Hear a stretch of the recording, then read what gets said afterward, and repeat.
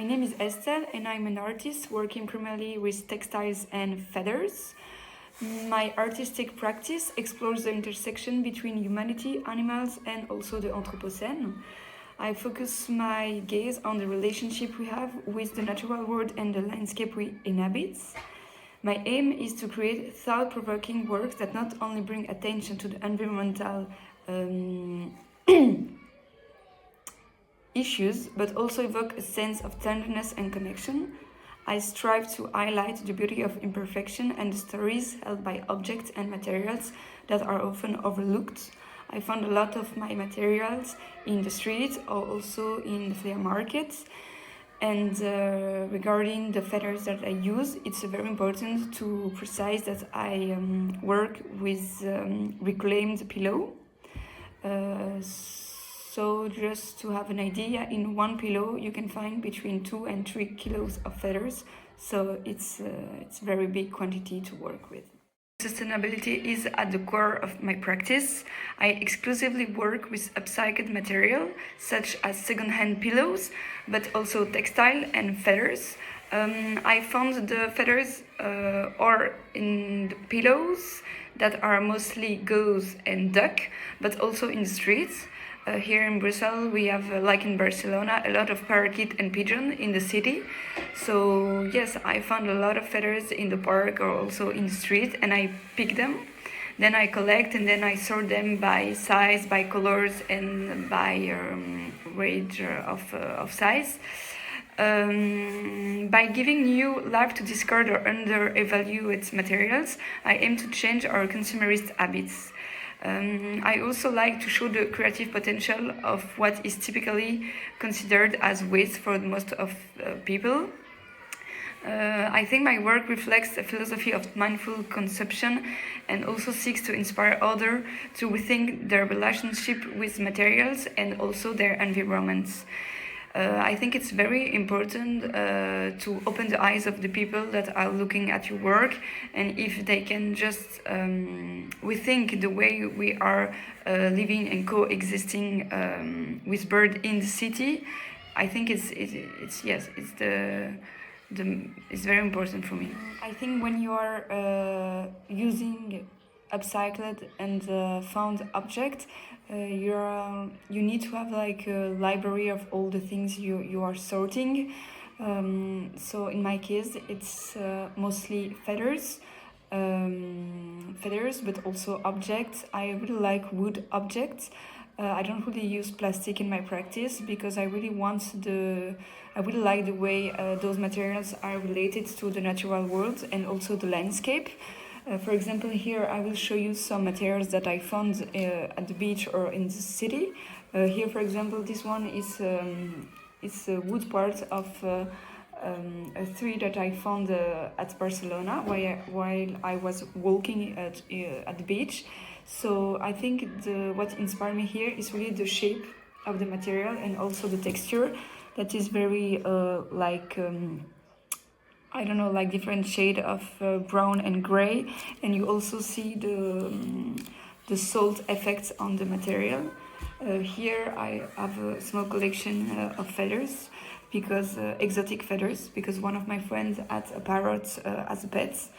So yes, when the feathers are falling, then she kept them for me.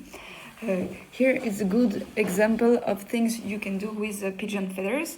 Here it's also like a small composition. It's part of a bigger piece, but those pigeon feathers are recombined with here pillow feathers that I dye with different pigments. So it's a very, very long process to recompose the shape of a wing.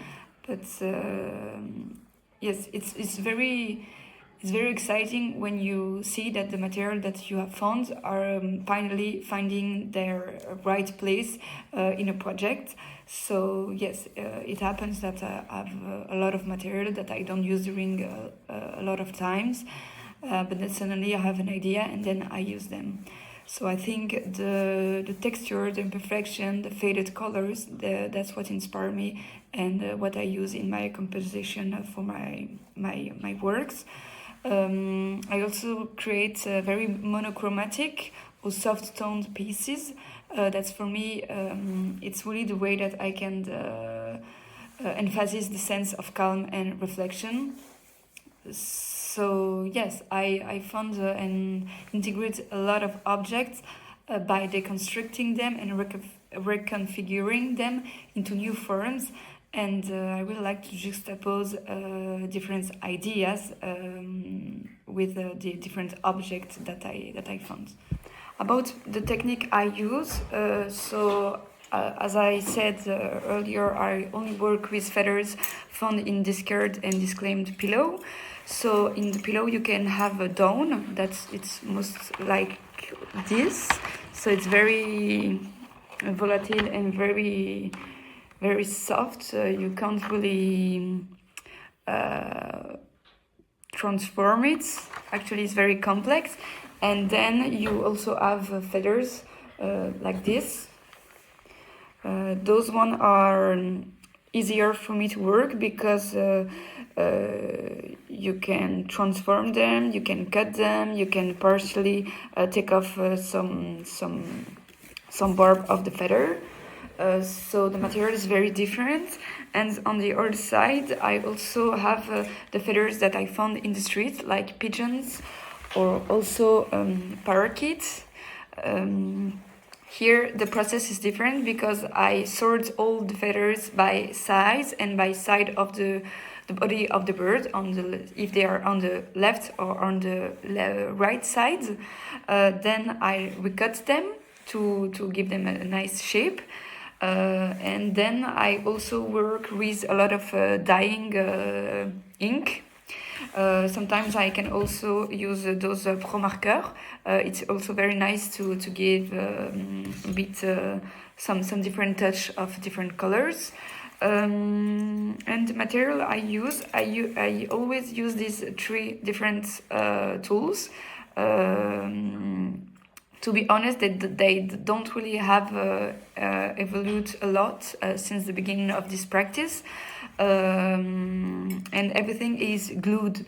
So the only thing I use is also like scissors. I have different size of scissors, but mostly everything is done with these tools. So here I can take the feathers. This same tool allows also to cut the feather like this. So when you are using only one tool in your hands without changing, you are also saving times. So as this practice is a very long process, it's nice if you just can have one tool and by doing different movements have the same capacity than using different. And then this feather, it just glued.